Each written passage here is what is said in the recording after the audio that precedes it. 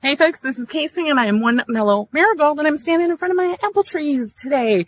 In this video, we're going to give them a nice heavy prune. Now, like everything else on my farm, these babies have been abandoned for decades.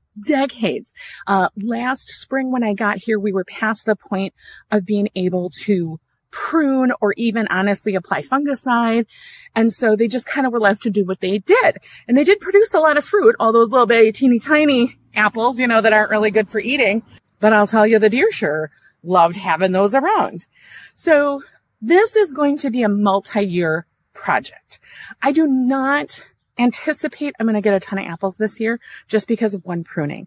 And next year, it's probably going to spur a whole lot of vegetative growth, not fruiting growth. So I might not get apples at all next year. And that's totally okay. I am going to start with the big stuff. I'm going to use my chainsaw first. We're going to try to reduce a little bit of height. We are going to try to reduce any branches that are going straight up or straight down. We're going to try to take about 40%, maybe a little bit less, so we don't harm them or traumatize them too much. Once the pruning has settled down a little bit, but before the leaves and flowers bud, we are also going to apply a dormant oil, a fungicide, because they did have cedar rust disease last year. Now, I haven't looked over my entire property because some places I just can't get to yet, but I don't think I have any cedar trees myself, but I do know they can be up to a 2-mile radius around and the wind can carry those spores along. So we're going to do our best to try to prune back, get them in a little bit better shape, hopefully try to keep that cedar rust away this year if we can, and next year tackle it all over again. And hopefully by year 3, we might see some pretty decent fruiting. I'm going to do a lot of voiceover in this video because, chainsaws are loud, but let's go get going. First, I start by making the trees accessible and removing the lower branches so that I can approach each tree trunk and really be able to see up and inside the tree. You don't want fruit growing on those lower branches anyway. Makes it a lot easier for animals and other pests to get at it. And the heaviness of the fruit might just pull it right down to the ground where it would just rot. From a practical perspective, it's just going to make it easier to mow around and easier to pick fruit when you've got some nice ground clearance. At the same time, I'm going to clear out some thick grapevines and small saplings that have grown up in between the trees, which is going to keep the nutrients going right back into the trees and also clear up space to make it easier for me to work. Now let's get to the fun and take down some of the big height. Quick safety disclaimer, I'm no safety expert. That should be well apparent to anybody who's been following me for more than even a couple of videos. However, I do educate myself as best I can before I start any project, and I only do what feels comfortable and safe for my body and my abilities. There is definitely some height that's going to remain on the trees because I just don't feel like it's safe for me to try to take down on my own. I'm going to have Soil Allen come in and help me. But quite frankly, not all of us have the privilege of an extra set of hands or a professional whenever we want to try a new project. And I do not think that that should preclude you from ever doing something that you want to learn about and jump into doing. So keep that in mind. Take care of yourself first, but let's take down some big branches. For each of these larger branches, I made an angled cut going with the direction that the branch was already leaning so that I could feel really safe about where the branch was going to end up falling. This clip shows why I felt so comfortable bringing down these big heavy branches. It's because the canopies of these apple trees were so overgrown that the large branches never fell. I actually had to pull them down each and every time because all of the congestion in the upper canopy was sort of holding on to the branch itself. Once that branch does release, though, pulling it down through the tree is so satisfying. This last branch was honestly the hardest, but also the most fun. These two particular trees at the back had huge grapevines growing all up within the canopy. And so I really had to hack out a lot of nonsense to even get this branch to release. So big girls for the win, work smarter, not harder, put your weight into it. I just relaxed, squatted down and back, and let the branch kind of pull along with my weight out of the tree. Come on. Come on. Yeah. Woo.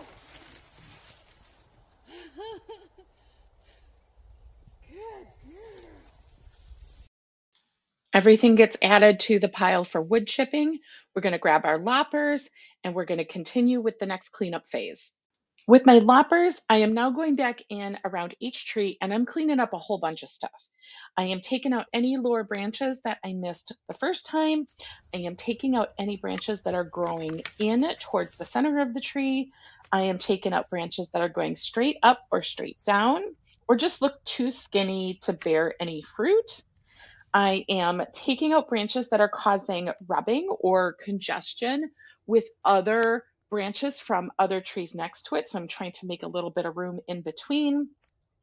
I'm taking out anything that are diseased. And quite frankly, at this point, I'm just having fun. So I'm taking out anything I thought was ugly too. Okay, we are going to take a quick break from pruning. I am about 75% of the way with the pruning that I want to get done on the apple trees, but I've got great weather for the next 3 days. Beautiful spring day today, tomorrow, and the next day with no precipitation, which is hard to come by around here this time of year. What I'm going to be doing today is applying a fungicide to the apple trees. I have got a copper fungicide. I have mixed 3 ounces to 2 full gallons of water. I've got a lot of tree here to cover, so I might even need to refill this at least once. We shall see. It is just a hair windier today than I would actually like for it to be, but it's going in the right direction for us. It is going this way, which means it's going to go away from the rest of my yard, away from the house. And if I start at this first biggest tree here and work my way down, I'm going to be following the path of the wind to avoid too much spraying back towards me. I'm going to be really safe and really careful. I have the super grubby clothes on. As soon as I'm done, these clothes are coming off and going in the laundry basket. I have got gloves. I've got a mask that I'm going to put on. I have got another face covering that I'm going to pull up over the mask. I've got my hair covered. I'm going to tuck my braids in, pull my hood up so that as much of me is covered as is possible. I think we're going to be okay. And you know what? If this isn't done perfect, as long as I don't poison myself, I think I'm doing okay. Everybody starts somewhere, right? Everyone starts somewhere. If it's not perfect, it's okay. We're going to learn from it for next time. Okay, let's do it.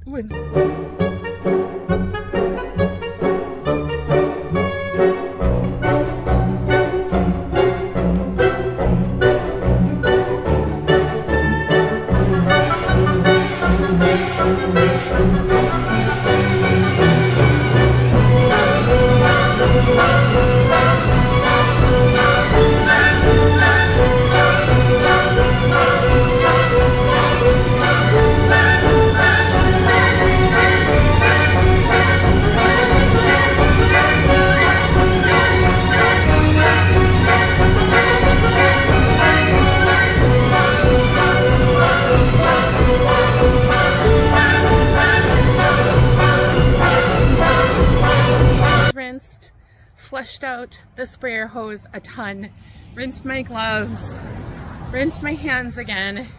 I think we're good.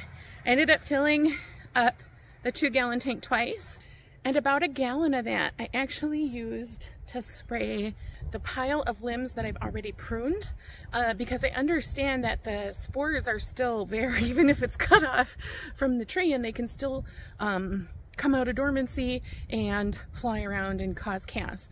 And I don't want to have to burn that. I'm hoping to wood chip it. But I got a wood chip guy. Soil Alan is going to help me out with wood chipping, but it might be a few weeks yet before he can get out there. So in the meantime, I don't want the pruned pile spreading spores back to the trees that I sprayed. Does that make sense? Am I just rambling? I'm just rambling now.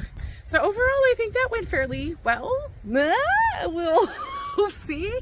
Part of the learning is just in doing the action, regardless of the outcome, right?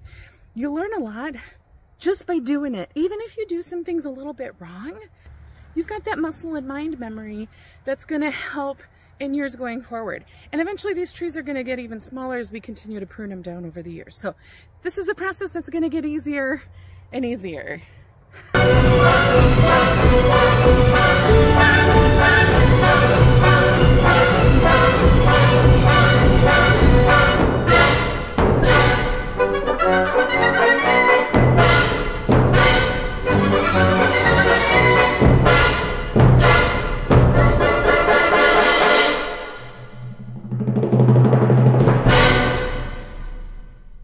gorgeous day to finish up this project.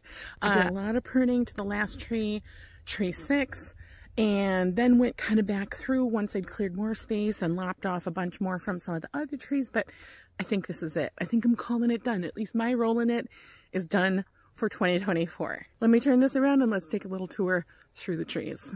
The fact that I can see and walk in between all of these trees is like amazing progress all on its own. So much cleaner. I couldn't even walk up to this tree space before.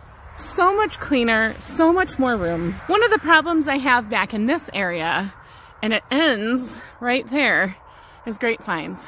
So many huge wild grapevines grew up in this area and weren't taken out or tended to. And they have caused a cluster of knots up in the upper canopy. And it really made taking that one branch from this tree down really hard. You could see that in the video. This is it from the back of the house. Like, I couldn't even get back here when I first came here. It was too overgrown. And now we can easily move between all of the trees. It's like a cute little orchard now. I just love it. Okay, so much cleaner. You can see right down the row. 1, 2, 3, 4. I love it. Gorgeous. Everything up here is sumac. Soil Allen's gonna take care of all of that. I'm not sure what that means I'm gonna plant up here instead. Maybe just a whole ton of flowers, but I don't know. Yet to be determined. All of the main trees still have one tall branch that I deemed too heavy and unsafe for me to take down on my own. So Soil Allen will do the big clippings at the top, but I gotta tell you, I am super duper proud at how this is looking so far. Like, look at that pile. Look at that pile of clippings. What a difference. It's going to be so much easier to keep up and maintain now that all that brush and everything is gone. It's going to be mowable again. It's going to be great. Can't wait. Well, this was fun, folks. I really had a lot of fun making this video with you. I hope you found it enjoyable too. Maybe you learned a couple 2-3 things. If you take anything away from today's video, I hope it's this. Just try it. Haven't done it before? I don't care. Just Google it and try it. Not sure if you're strong enough? I don't care. Google it and try it. Someone told you only a professional can do it? I don't care. Google it. Try it. We can do it. We can do the hard things. We absolutely can. I believe in me and I believe in you. Thanks as always for all of your support. I will definitely be keeping y'all updated on how the trees fill in this spring and summer. So if you haven't already, make sure you hit that subscribe button and ding-a-ling the notifications so that you can see when I posted something new about the trees. Okay, that's it for me. Thank you all for your support as always. Love you so much, and we'll see you on the next one. Bye.